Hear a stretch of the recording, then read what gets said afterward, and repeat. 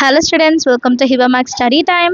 9th Standard CBSE Max பார்த்துட்டு இருக்கோம். Chapter 7, Exercise 7.1ல second questionலேருந்து இந்த வீடியோவில் பார்க்கலாம்.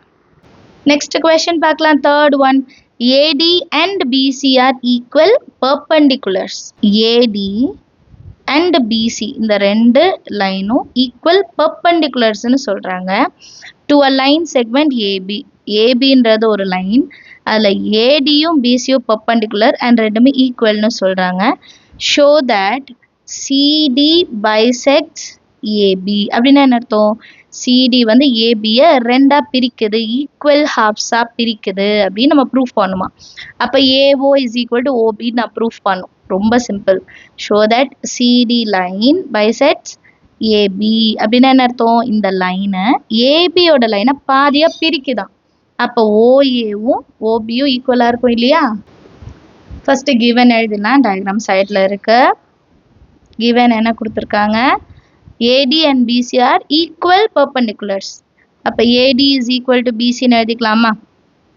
கிவனில் AD and BC are equal perpendiculars to AB. Next வந்து to prove நம்ம என்ன proof பண்ணணும்? CD bisects AB. OA is equal to OBன்னு நான் proof பண்ணும். இந்த சைடும் equal அப்படின்னு நான் proof பண்ணும். இப்போ proof பார்க்கலாம். இப்போ ரெண்டு ட்ரையாங்கிள் எடுக்க போகிறேன். என்னென்ன ட்ரையாங்கிள் எடுக்க போகிறேன்னா, ஃபஸ்ட்டு OAD, அதே மாதிரி ஓபிசி கரெக்டாக எடுக்கணும். ஓஏடினா ஓபிசி தான் எடுக்கணும். In triangle OAD and triangle OBC, இந்த ரெண்டு ட்ரையாங்கிளில் AD is equal to BC, அதை எழுதிக்கலாம். AD is equal to BC. கிவனில் ரெண்டுமே ஈக்குவல் கொடுத்துட்டாங்க. Next angle OAD and OBC, இது ரெண்டும் ஈக்குவல். ஏன்னா 90 டிகிரி பர்பண்டிகுலர்னு கொடுத்துட்டாங்க இல்லையா? எழுதிக்கலாம். Angle OAD is equal to angle OBC each 90 degree, ஏன்னா பர்பண்டிகுலர்னு கொடுத்துட்டாங்க. அடுத்த கண்டிஷன் என்ன? ஏஓடி ஆங்கிளும் பிஓசி இந்த ஆங்கிளும் ஈக்குவல், ஏன்னா vertically opposite angles R equal. So அதையும் எழுதிக்கலாம். Angle AOD is equal to angle BOC. Reason என்ன?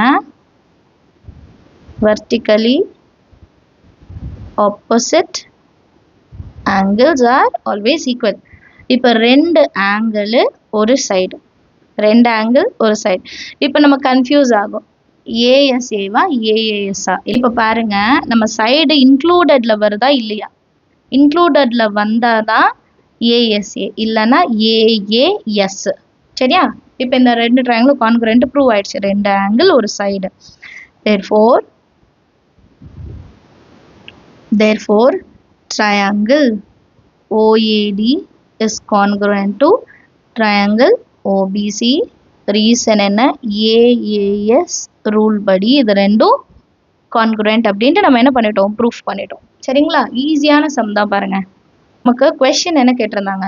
ஓஏவும் ஓபியும் ஈக்குவல் அப்படின்னு நம்ம ப்ரூஃப் பண்ணோம் இல்லையா? இப்போ இந்த ரெண்டு ட்ரையாங்கிளும் கான்குரண்ட்னா கரஸ்பாண்டிங் சைட்ஸ் ஓபியும் ஓஏவும் ஈக்குவல் தானே? ஓபியும் ஓஏவும் ஈக்குவல் பை சிபிசிடி ரூல்னு எழுதிடலாமா? Therefore OA is equal to OB, ஏன்னா இந்த ரெண்டு ட்ரையாங்கிளும் கான்குரண்ட். அப்போ அதோட corresponding parts of a triangle are equal. So by CT rule, OA is equal to OB. Therefore, CD bisects AB. இதை நம்ம ப்ரூஃப் பண்ணிட்டோம். Hence proved ன்னு எழுதிடலாம். Understand the sum. இதே மாதிரி வேற சம்ஸ் கொடுத்தாலும் ட்ரை பண்ணி பாருங்க. Fourth question, L and M are two parallel lines. L and M are two parallel lines intersected by another pair of parallel lines. So intersected by another pair of parallel lines. அப்போ PQமே வந்து parallel தான். Show that triangle ABC இந்த கீழே இருக்கு பாருங்க, இந்த triangle ABC is congruent to triangle CDA. ABC CD இந்த ரெண்டு ட்ரையாங்கிள்க்கும் தான் இப்போ நம்ம கான்க்ருவன்சி ரூல் செக் பண்ண போகிறோம். அண்ட் நான் கொஷின் பக்கத்தில் இந்த மாதிரி இம்பார்ட்டன்ட் சைன் பண்ணியிருந்தேன்னா இந்த மாதிரி கொஷின்ஸ் எல்லாம் அடிக்கடி கேட்டிருக்காங்கன்னு அர்த்தம். ஸோ அதை நீங்கள் நோட் பண்ணிக்கோங்க. சம் சால்வ் பண்ணும்போது எல்லாம் நோட் பண்ணிக்கோங்க. அப்போ எக்ஸாம் டைமில் ரொம்பவே ஈஸியாக இருக்கும். கிவனில் L is parallel to M and P is parallel to Q இது ரெண்டும் தான் கிவன் கொடுத்துருக்காங்க. நம்ம என்ன ப்ரூவ் பண்ணோம்?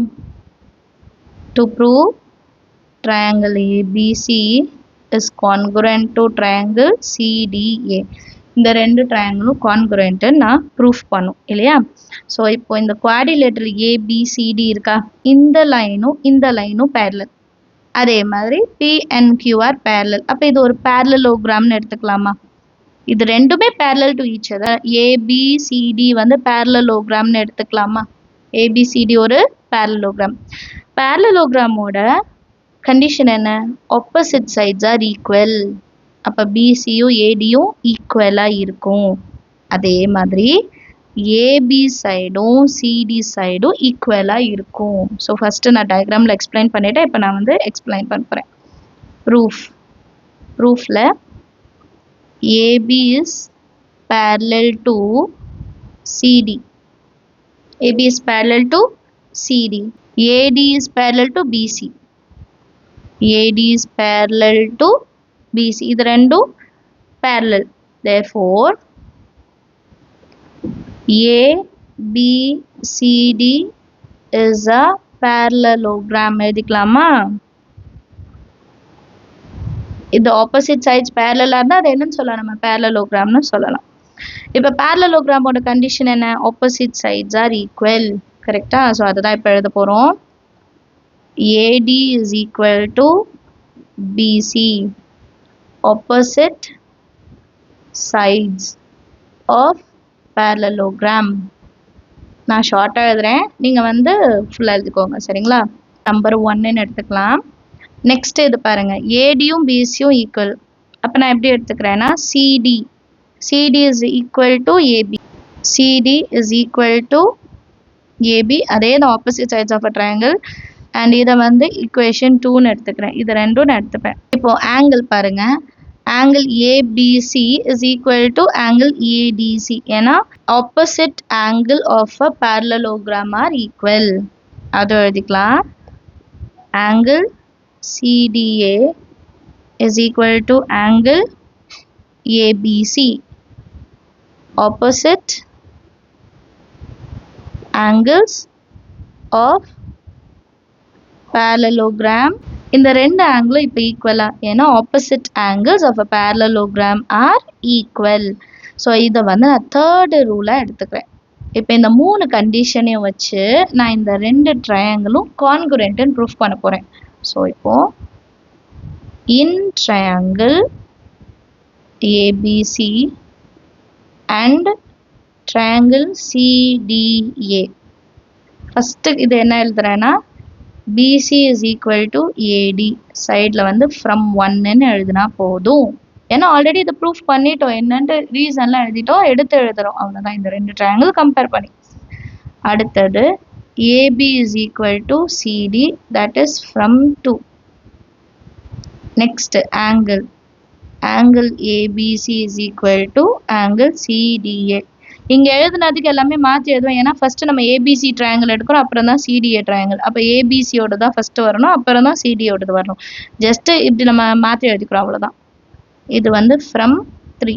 ஃப்ரம் அபவ் ரிசல்ட்ஸ் நம்ம என்ன சொல்லலாம்? Triangle ABC is congruent to triangle CDA. Rule என்னென்னு எழுதணும்? ரெண்டு சைடு ஒரு ஆங்கிள். ஸோ எஸ்ஏஎஸ் ரூல் படி இந்த ரெண்டு ட்ரையாங்கிளும் கான்க்ருவென்ட்டு நம்ம ப்ரூஃப் பண்ணிட்டோம். அண்டர்ஸ்டாண்ட் ஆகுதா? ஃபஸ்ட்டு என்னென்னு ரீசன் எழுதுகிறோம், அதுக்கப்புறம் நம்ம எடுத்து எழுதுகிறோம். இன்கேஸ் உங்கள் கிளாஸ் ஒர்க்கில் வந்து டைரெக்டாக இதை எழுதுறாங்கன்னா டைரெக்டாகவே இதை எழுதிடுங்க. அப்போ நம்ம சைடில் வந்து ரீசன்ஸ் மட்டும் எழுதுகிற மாதிரி இருக்கும். சரிங்களா?